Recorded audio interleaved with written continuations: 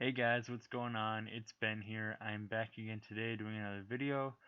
The subject of today's video is going to be on what you can see on the screen now. I am trying something a little bit different this time. In the past, normally I've done these sort of rise and fall, how a contender came to be a contender and how it fell from being a contender videos.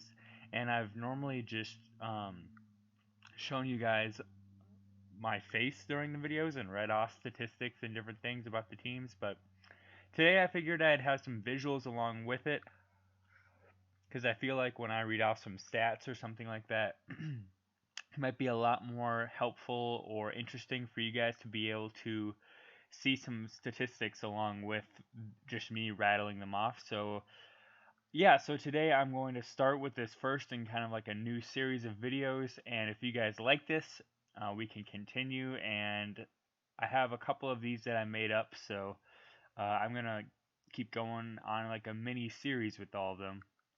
So the first one in the rebranded Rise and Fall series is going to be about Pau Gasol's Memphis Grizzlies and how they came to rise to be a perennial contender in the Western Conference for a couple of seasons, and then ultimately why they fell short and never really got over the hump. So just as a bit of context, Pau Gasol was drafted in 2001, and I started this at the 2002 to 3 season because I feel like that's really when they became more of a rounded team. So as you can see here, 2002 to 2003 is where I'm starting this. They were 28 and 54.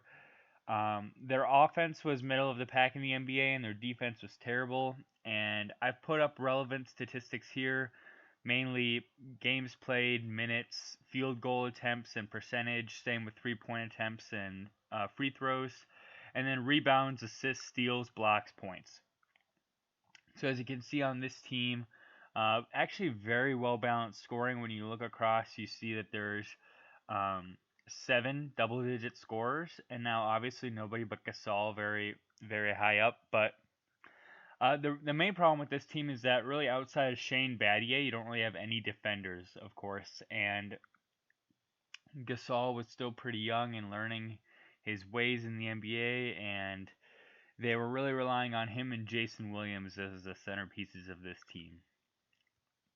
And Mike Miller missed basically the whole season, so they weren't very good because of that as well.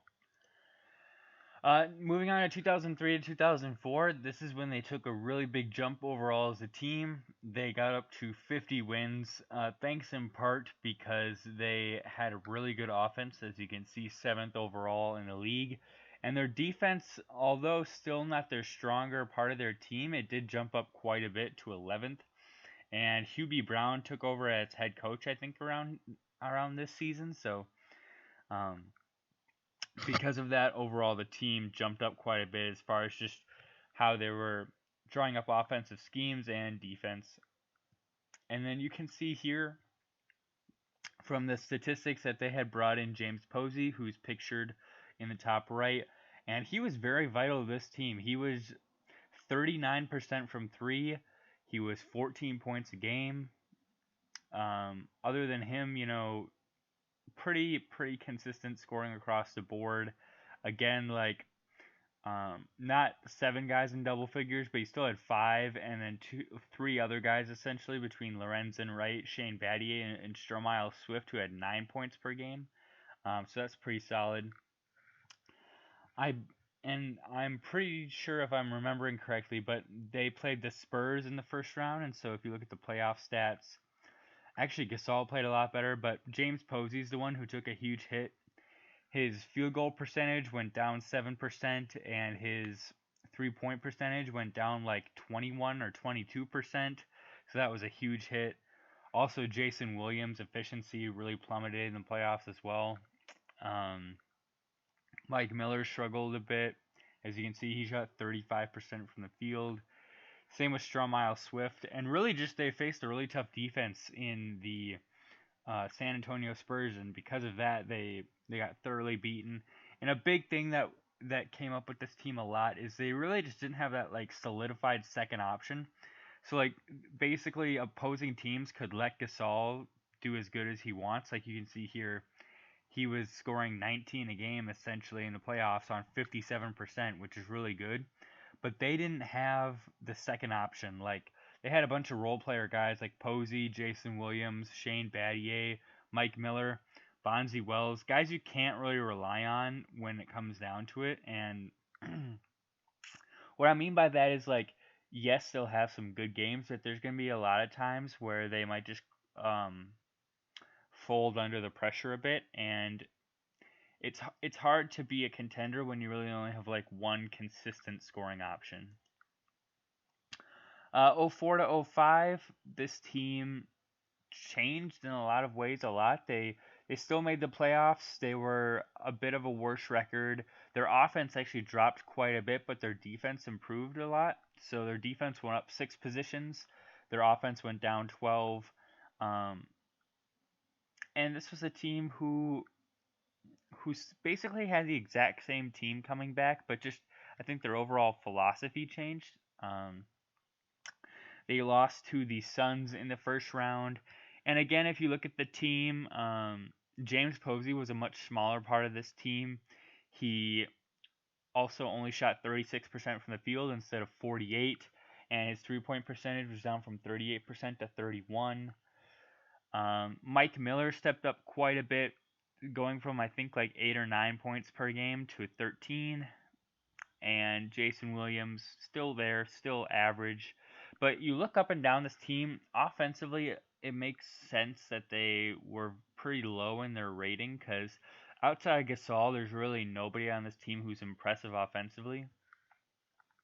Like, yes, Mike Miller has a great efficiency, but outside of that, there's not there's not much talent on offense here.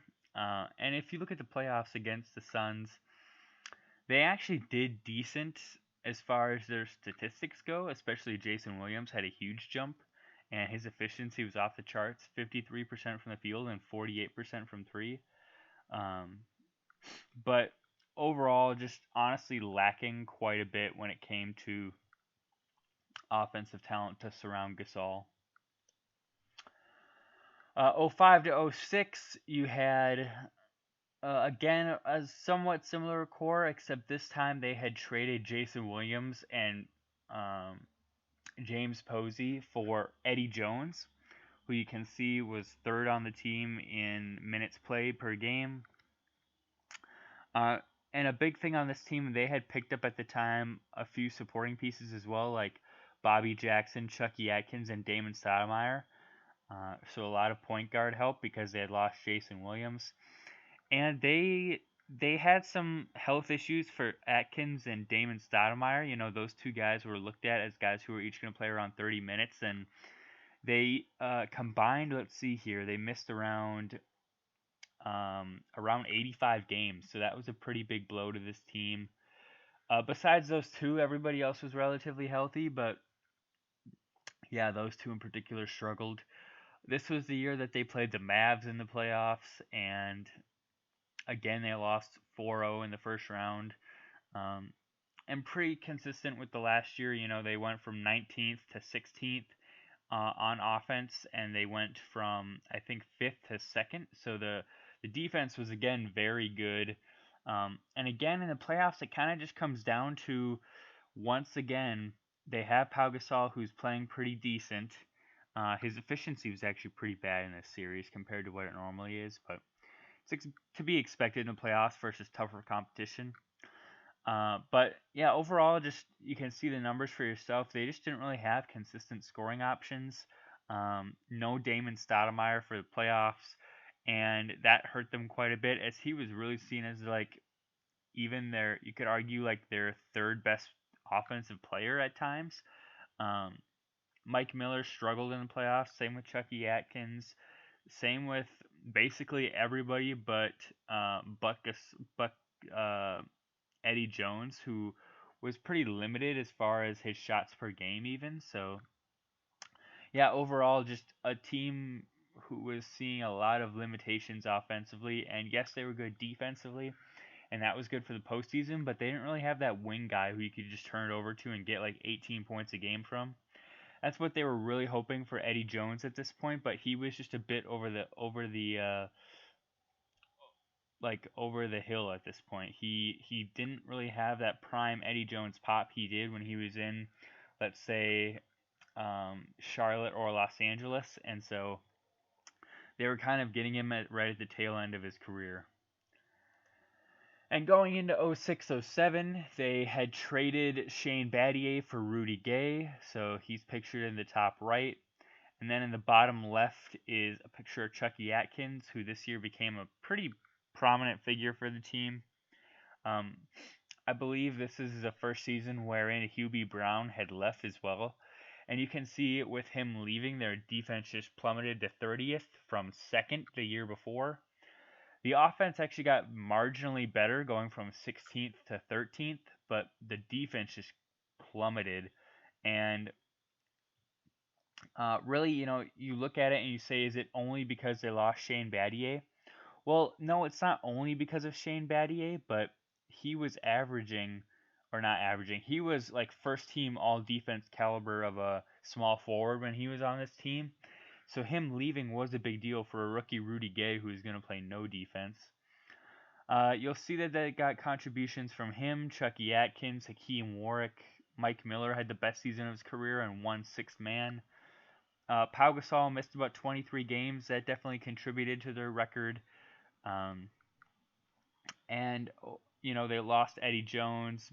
I believe they lost Eddie Jackson or Bobby Jackson too. So no, this still had Eddie Jones here at the bottom of your screen, but you'll see he only played 29 games, so he essentially wasn't really there this year, and he was on his last legs, only shooting 38% from the field. So really, if you look at the year before, they had lost key players like, I'm just going to include Eddie Jones in it, Damon Stoudemire, Bobby Jackson, and Shane Battier. So they had essentially given up those four guys just for Rudy Gay and Hakeem Warwick. And Damon Stoudemire did play, as you can see here, but like his efficiency was terrible, and he basically as a player had fallen off. So they, in my opinion, I would say that they regretted giving up Jason Williams and James Posey to acquire Eddie Jones, and also the cap space for Damon Stoudemire, because those two guys just really didn't affect winning that much for this team. And so overall, if I had to sum up why the Memphis Grizzlies as a team rose, it was because they had a really solid, consistent first option in Pau Gasol. Um, why they never got over the hump. Oh, also their rise was due to Hubie Brown like coaching his butt off and them being a really good defensive team and also consistent offensively. And then why they plateaued is because they were great defensively, but outside of Gasol, they were a very mediocre to poor offensive team. Um, who basically the next best player was Mike Miller during this stretch, and I think on any championship level team, he would be about your fifth best offensive player, but on this team, he was the second.